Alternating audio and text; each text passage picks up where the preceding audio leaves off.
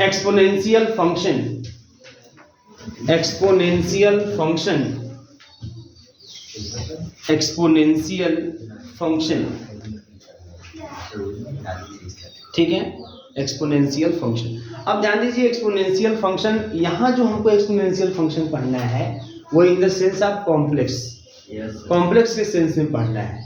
जैसे आप लोगों ने रियल के सेंस में पढ़ा है e to the power x, है ना, जहाँ पे x क्या होता है, x इज रियल, जहाँ x क्या है आपका रियल है, तभी हम e to the power x को बोलते हैं एक्सपोनेंशियल फंक्शन। ऐसे को हम लोग बोलते हैं एक्सपोनेंशियल फंक्शन जहाँ पे x आपका रियल है ना, तो ये एक्सपोनेंशियल फंक्शन बोलते हैं, एक्सपोनेंशियल फंक्शन।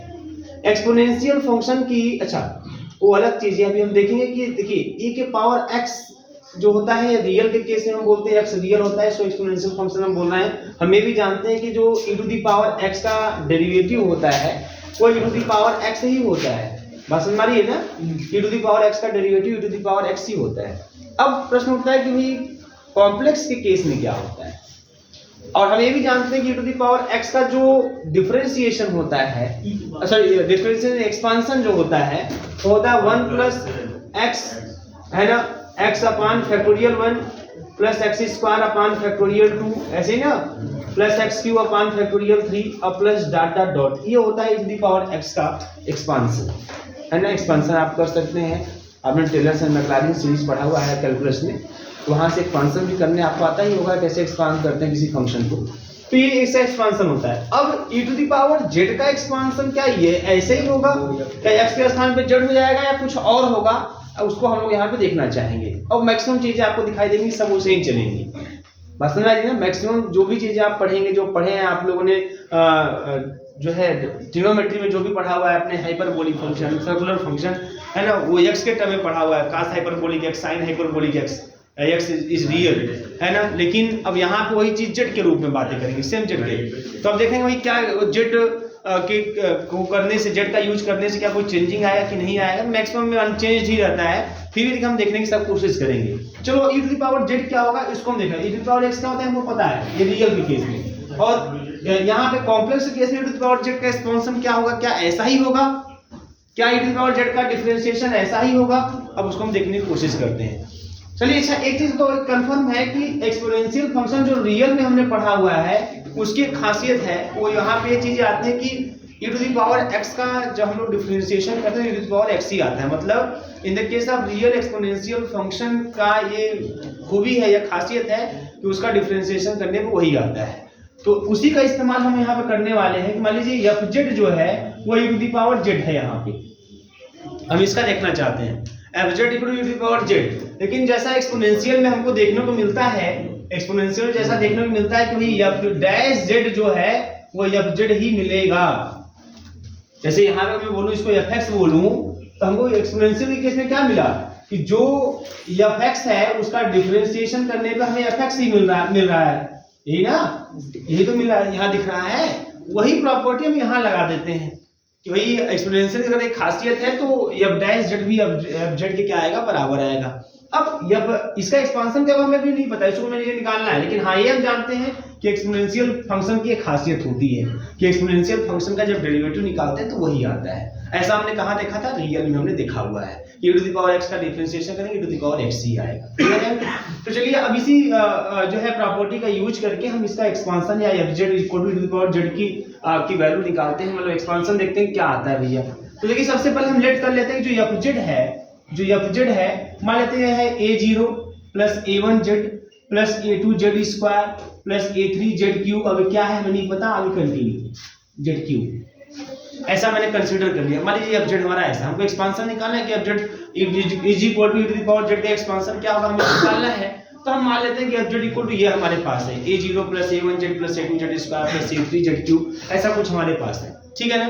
तो चलो हम f डैश z निकाल लेते हैं, f डैश z निकाल लेते हैं, तो f डैश z निकालेंगे तो क्या हो जाएगा बताइए, ये हो जाएगा खत्म, बोलिए इसको डिफरेंशिएट कर दो तो ये हो जाएगा खत्म, क्या हो जाएगा a1 प्लस 2a2z और प्लस का 3a3z स्क्वायर, ऐसे कंटिन्यू होगा। चलिए एक टर्म और करते हैं कि लास्ट में एक टर्म और लिख ही देते हैं, एनवा टर्म भी लिख देते हैं। जैसे अब ये आपका a3z क्यूब है तो एनवे वाले के लिए क्या मिलेगा, AN ZN, बोलो। और इसके ठीक पहले वाला क्या होगा हमारे पास, AN-1 ZN-1। क्लियर है। तो ऐसे ही जब कंटिन्यू होगा यह, तो लास्ट के टर्म में जाते हैं, प्लस डॉट डॉट कर देते हैं। लास्ट के टर्म में AN-1 है, या AN-1 आगे आ जाएगा, बोलिएगा, है ना। और क्या मिल जाएगा हमें, Z और AN-1 रहेगा हमारे पास, और Z के पावर n-2 हो जाएगा। फिर प्लस आगे वाले AN और Z to the power n-1, ऐसे ये कंटिन्यू होता चला जाएगा। ये भी क्लियर है, कोई बड़ी बात नहीं है। अब इसके बाद क्या करते हैं यहाँ पे, क्योंकि हमारे पास ये प्रॉपर्टी पड़ा हुआ है एक्सपोनेंशियल फंक्शन का कि f' z is equal to fz, तो दोनों को बराबर कर देंगे। इन दोनों क्या कर देंगे, बराबर। तो बराबर करेंगे तो भाई दोनों ये पूरा जो एक्सपांशन है इसके अगर बराबर आएगा तो कैसे बराबर माना जाएगा, जो कांस्टेंट टर्म होगा कांस्टेंट के बराबर होगा तब, और z का कोएफिशिएंट जो होगा वो वहां पे वही z का कोएफिशिएंट यहाँ भी दिखना चाहिए, मतलब जो z का कोएफिशिएंट वहां दिखना चाहिए, मतलब इक्वेटिंग द कोएफिशिएंट ऑफ, है ना, कोएफिशिएंट ऑन बोथ साइड, है ना। इक्वेटिंग द, ऐसे भी कर सकते हैं कि equating the coefficient of, equating the coefficient of z to the power 0 मतलब constant term, z to the power 1, z to the power 2 dot dot z to the power n-1, z to the power n common dot dot on both side. बात समझ में आ रही है, मतलब ये लिख देंगे f' का मान यहाँ लिख देंगे, बराबर कर देंगे fz का मान लिख देंगे। चलो इक्वेट करते हैं, फिर क्या मिलेगा इक्वेट करने, बताओ यहाँ पे a0 बराबर a1 मिल जाएगा, बोलो, कांस्टेंट टर्म के बराबर। और उसके बाद z यहाँ है, यहाँ z का कोएफिशिएंट है a1 और यहाँ क्या है z का 2a2, यह मिल जाएगा आपको इस तरीके से। क्लियर है। आगे देखिएगा, फिर यहाँ z स्क्वायर का कोएफिशिएंट है a2 और यहाँ z स्क्वायर कितना है 3a3, ऐसे मिलता जाएगा और ऐसे ही कंटिन्यू डॉट डॉट कर देंगे। लास्ट में आते हैं z के पावर n-1 पर पहुंचते हैं, तो यहाँ पे z to the power n-1 का कोएफिशिएंट है an-1 इज इक्वल टू, और यहाँ पे क्या हो जाएगा हमारे पास n-1, यहाँ पे n-an ऐसे ही मिलता जाएगा आपको, और मन है तो और लिख सकते हैं, कोई दिक्कत नहीं है, बहुत सिंपल सी बात। अच्छा, एक चीज हम अब जानते हैं कि चूंकि जो fz है ना, fz ये e to the power z होता है। एक बात तो कंफर्म है कि f0 जो होगा वो 1 होगा, बस में ना, f0 जो होगा वो क्या होगा हमारा, वो आपका 1 होगा, ठीक है ना। जो फर्स्ट टर्म, अगर फर्स्ट टर्म की बात करें, स्टार्ट करें, तो जो f0 होगा वो 1 होगा। तो यहाँ पर हम लोग क्या करेंगे, यहाँ पर हम लोग ये जो 1 है इसी को हम लोग नाम दे देंगे a0, बात समझ में आ रही है, इसी को नाम दे देंगे हम लोग a0, फर्स्ट टर्म स्टार्टिंग एकदम। भाई z इक्वल टू 0 पुट किया ना, तो z इक्वल टू 0 पुट करने जो आपको कांस्टेंट है वो a0, z equal to 1 put किया तो मतलब a1, ऐसा कुछ करके, बात समझ में आ रही है। तो z इक्वल टू 0 तो मतलब a0 ऐसा। तो जब हमें मान लीजिए हमने इसको मान लिया कि a0 इक्वल टू 1 मान लिया, अब देखो सब वैल्यू धारा निकलती जाएगी। अगर a0 इज इक्वल टू 1 मान लिया आपने, then a1 is equal to 1 मिल जाएगा, a1 इज इक्वल टू 1 मिल जाएगा। फिर a2 इज इक्वल टू क्या मिल जाएगा, a2 इज इक्वल टू 1/2 मिल जाएगा, है ना, या इसको 1/2 भी लिख सकते हैं। फिर हम बात करें a3 इज इक्वल टू क्या मिल जाएगा, a3 इज इक्वल टू तो a2/3 मिल जाएगा, और a2 का मान 1/2 होता है तो 1/2 into 3 मिल जाएगा, ऐसा मतलब 1/3 मिल जाएगा। बोलो, कंफर्म है ना। ऐसे ही लास्ट में पहुंच जाओगे तो हमें an भी मिल जाएगा, an क्या मिल जाएगा, an मिल जाएगा 1/n और इंटू an-1। क्लियर है। जैसे देखो यहाँ पे a2 क्या मिला था 1/2, जैसे जो an-1 है ये क्या मिलेगा, ये मिलेगा n-1 और फिर इंटू an-2। एक कार्यक्रम ऐसे चलता जाएगा और लास्ट में ये चीजें पहुंच जाएंगी 2 तक, बस समझ में आ रही है। मतलब a हमको मिल जाएगा 1/n, जैसे a2 मिला 1/2, a3 मिला 1/3, वैसे ही an भी मिल जाएगा 1/n।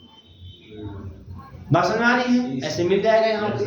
अब जब ये मिल जाएगा तो यहाँ से क्या मिलने वाला है, देन अब ये देखो fz है, ये हमने कंसीडर किया था fz, है ना। ये मान लीजिए इस इक्वेशन मैंने फर्स्ट मान लिया, तो फ्रॉम इक्वेशन फर्स्ट चले अगर हम लोग तो ये सब वैल्यू पुट अप कर दीजिए वहीं पे, पुटअप कर देंगे तो मिल जाएगा fz is equal to a0 की वैल्यू 1 प्लस फिर z a1 की वैल्यू भी 1 मतलब फैक्टोरियल 1 बोल देते हैं और प्लस z स्क्वायर और a2 की वैल्यू जो है वो 1 अपॉन फैक्टोरियल 2 है तो फैक्टोरियल 2 प्लस z क्यूब और a3 की वैल्यू जो है 1 अपॉन फैक्टोरियल 3 है फैक्टोरियल 3 कर दिया।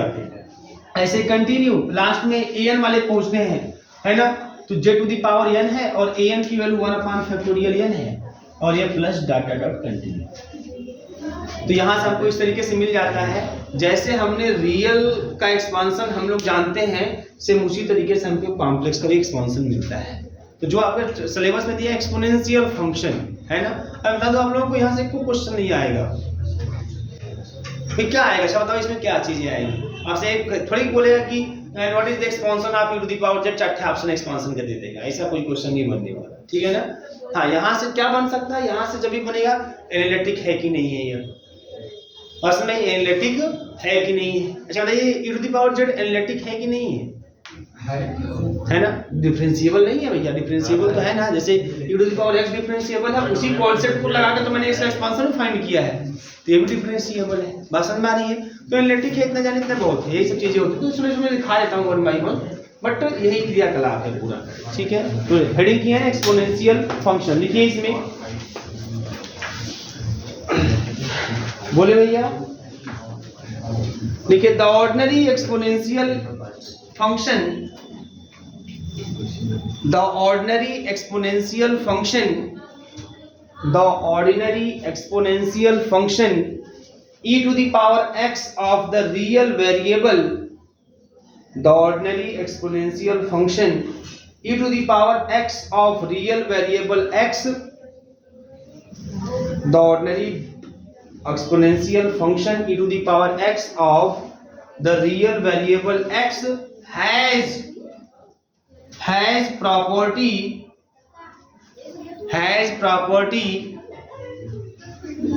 as the derivative of the function e to the power x। इस पास कौन सी प्रॉपर्टी है भैया, the derivative of the function e to the power x itself, the derivative of the function e to the power x itself, that is d dx e to the power x is equal to e to the power x। ये property है, किसकी property है भैया, ordinary exponential function e to the power x की, that is d dx e to the power x is equal to e to the power x, ये property होती है। अब इसी को लगा देंगे एक्सपोनेंट, उसमें हम लोग देखिए आगे लिखिए, इन defining the exponential function of a complex variable z, in defining the exponential function of a complex variable z, we assume this property, कौन सी दिस प्रॉपर्टी, यही कि टू द पावर x का डेरिवेटिव निकालने पर e to the power x ही मिलता है differentiation करने पर, ठीक है ना। we assume क्या लिखे आप लोग, this property, हाँ this property, and thus we define as follows, we assume this property and thus we define as follows,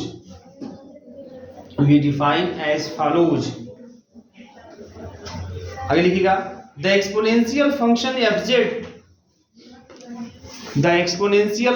fz of a complex variable z,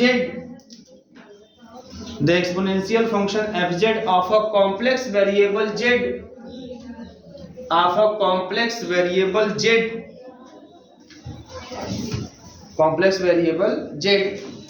हो गया, is defined as the solution of the differential equation,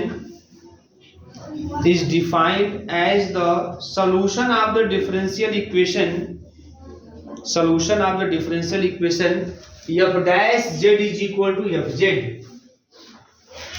f dash z is equal to fz, है ना, f dash z is equal to fz with the initial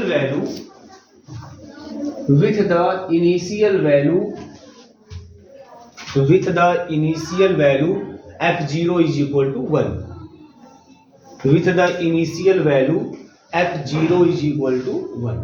एक तरह से क्या differential equation है, हो गया। आगे इस पर लिख लीजिए, लेट करके लिख दीजिए पूरा। समझ में आया ना ये बातें आपको? उसका लिखने के बाद फिर आप यहाँ आ जाएंगे प्राइम इक्वेशन फर्स्ट, ये आपको एफ जेड की वैल्यू मिल जाएगी। ठीक है, यहाँ के बाद आप इसको लिख लीजिएगा।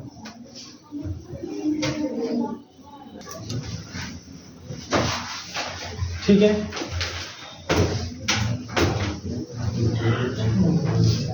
आइए देखते हैं भैया convergence of e to the power Z. अब ये जो एक्सपोनेंशियल फंक्शन है कॉम्प्लेक्स प्लेन में जो डिफाइन है e to the power Z, ऐसे कन्वर्जेंस की बात करते हैं कि कन्वर्जेंट है कि डाइवर्जेंट। यहां से हो सकता है एक क्वेश्चन आपका बन सकता है, ध्यान दीजिए। तो convergence of e to the power z के लिए सबसे पहले हम e to the power Z का एक्सपोनेंशियल लिखेंगे। Since e to the power z is equal to होता है 1 plus z upon factorial 1 plus z square upon factorial 2 और plus z cube upon factorial 3 और plus dot dot dot plus Z to the power n minus 1 upon factorial n minus 1 और plus Z to the power n upon factorial n और plus dot dot dot. ठीक है ना? आपको ये पता है कि e to the power Z को ऐसे भी लिखा हुआ मिल जाएगा e x p और z, है ना, एक्सपोनेंशियल। उसे